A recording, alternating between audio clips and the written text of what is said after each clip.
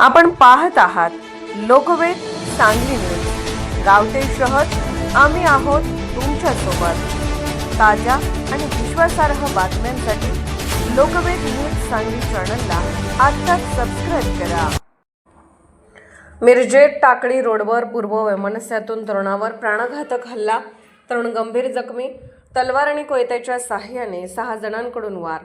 शहरातील टाकळी रोड परिसरात पूर्वीच्या वैमनस्यातून एका तरुणावर भरदिवसा प्राणघातक हल्ला झाल्याची धक्कादायक घटना घडली आहे।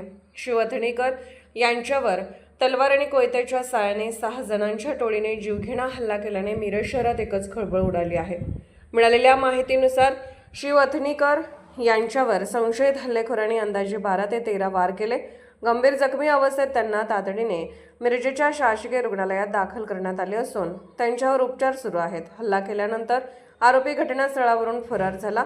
या घटनेमागे 2 गटांमधील जुने वैमनस्य कारणीभूत असल्याची चर्चा असून अथनीकर हे शेख गटाशी संबंधित असल्याचे सांगितले जात आहे। शेख आणि काझी गटातील वादातून हा हल्ला झाल्याचा संशय व्यक्त केला जात आहे। मात्र या संदर्भात पोलिसांकडून अधिकृत दुजोरा देण्यात आलेला नाही।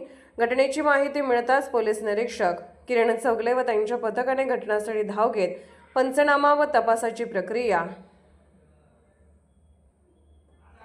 सुरू केली। अपर पोलीस अधीक्षक कल्पना बारवकर यांनी घटनास्थळी भेट देऊन परिस्थितीची पाहणी केली, तसेच तपास जलद गतीने करण्याच्या सूचना संबंधित अधिकाऱ्यांना दिल्या।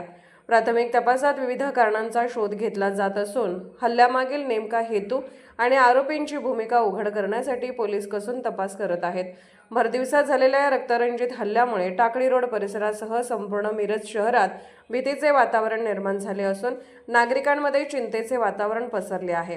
आरोपींचा शोध घेण्यासाठी पोलिसांनी विशेष पथके कार्यरत केली असून लवकरच या प्रकरणाचा उलगडा होण्याची शक्यता व्यक्त केली जात आहे। मी Pranil Lida, sub divisional police officer Miraj विभाग। आज आमच्याकडे मिरज शहर पोलीस ठाणे हद्दीमध्ये टाकळी रोड या ठिकाणी एक घटना घडलेली आहे, ज्यामध्ये शिव उर्फ प्रदीप सदाशिव अटणीकर या तरुणाला मारहाण झालेली आहे। ज्यामध्ये धारदार शस्त्रांनी मारहाण केले असण्याची शक्यता नाकारता येत नाही। सदर तरुणाला शासकीय रुग्णालयामध्ये ॲडमिट केलेलं असून त्याच्यावर उपचार सुरू आहेत। त्यासोबतच घटनेमधील जे काही संशयित आहेत त्यांचा शोध घेण्यासाठी मिरज शहर पोलीस स्टेशन तसेच स्थानिक गुन्हे अन्वेषण शाखा सांगली यांची विविध पथके रवाना करण्यात आली आहे। सदर झालेल्या घटनाची जे काही मूळ कारणं असतील त्याचा सुद्धा आम्हाला तपासामध्ये शोध घ्यायचा आहे। प्राथमिक माहिती घेतली असता यामध्ये आरोपी हे परागंदा आहेत, त्यासोबतच फिर्यादी हा ॲडमिट आहे। त्यामुळे एक्झॅक्ट कुठल्या कारणामुळे झालेला आहे हे सध्या आम्हाला सांगता येणार।